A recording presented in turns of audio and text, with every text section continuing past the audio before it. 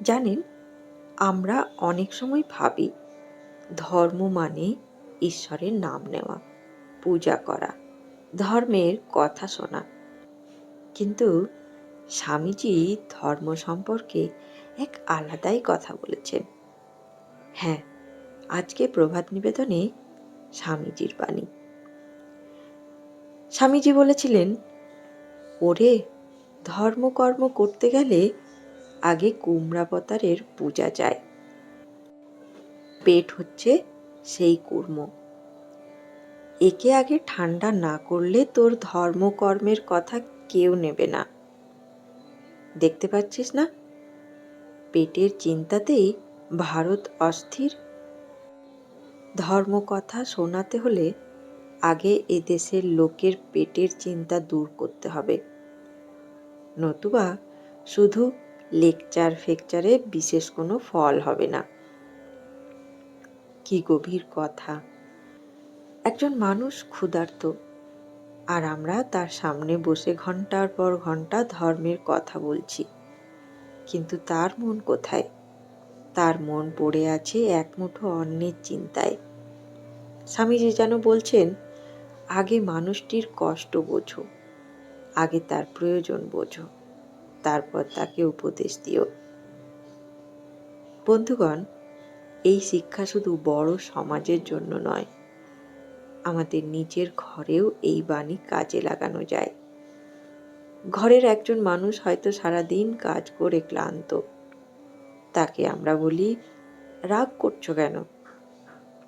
কিন্তু একবারও জিজ্ঞাসা করি না, তুমি কি খুব ক্লান্ত? কেউ হয়তো মন খারাপ করে বসে আছে। আমরা সঙ্গে সঙ্গে তাকে অনেক উপদেশ দিই, কিন্তু তার পাশে চুপ করে বসে তার কথাটা শুনি না। আর স্বামীজি শিক্ষা আমাদের মনে করিয়ে দেয়, উপদেশ দেওয়ার আগে মানুষটিকে বোঝো। ধর্মের কথা বলার আগে তার কষ্টটুকু অনুভব করো। আজ সারাদিন একটি ছোট্ট কাজ করুন। আপনার চারপাশে তাকান, দেখুন কার একটু সাহায্য দরকার। হয়তো এক গ্লাস জল, হয়তো এক মুঠো অন্ন, হয়তো কোনো কাজে একটু সাহায্য, অথবা শুধু দুটো ভালো কথা। খুব বড় কিছু নয়। আজ অন্তত একজন মানুষের জীবনকে একটু সহজ করার চেষ্টা করুন। কারণ ধর্ম শুধু মুখে বলা সুন্দর কথা নয়। ধর্ম তখনই জীবন্ত হয়ে ওঠে যখন তা মানুষের কাজে লাগে। আজকের দিন শেষে নিজেকে শুধু একটি প্রশ্ন করবেন, আজ আমি কারোর কষ্ট একটু কমাতে পেরেছি কি? আসুন স্বামীজির চরণে প্রার্থনা করি। স্বামীজি, আমাকে মানুষের অভাব বুঝতে শেখাও। শুধু কথা নয়, আমার সামর্থ্য অনুযায়ী মানুষের পাশে দাঁড়ানোর শক্তি দাও।